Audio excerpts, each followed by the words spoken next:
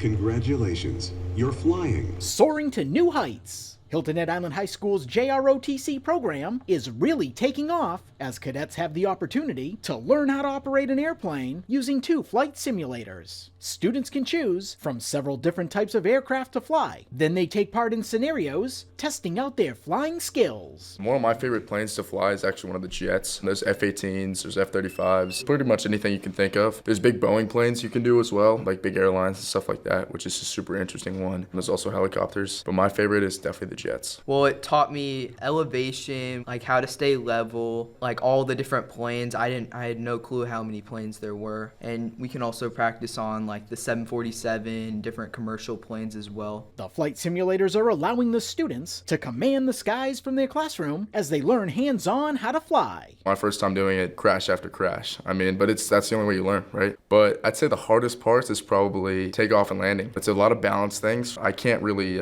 feel like the plane, if that makes sense. I can only feel like the throttle. And that sometimes kind of weighs a little bit of factor, but as much as instruments as it offers, like, it's a great tool. And it gives you like the real life experience too.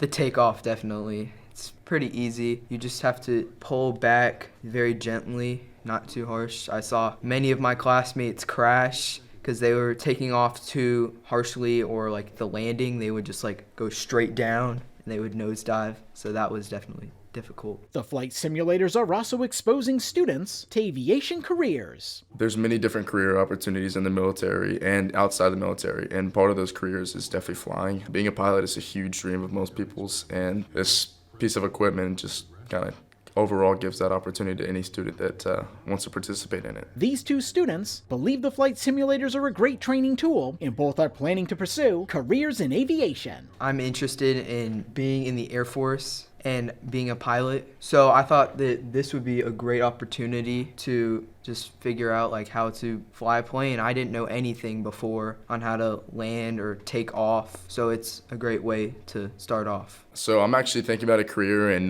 naval aviation. I wanted to become an officer since the beginning of high school, and then my best friend's dad was a pilot, and he kind of persuaded me, and it gives me a good idea on how it looks and what are the steps I need to take to complete it. There's a lot of classes included. It just kind of gives you the overall view of what you're getting into, which is nice. The flight simulators are being used as part of the U.S. Navy's initiative to promote STEM in JROTC programs. At Hilton Head Island High School, Ron Lopes, Beaufort County School District. Try to float over the runway as long as possible.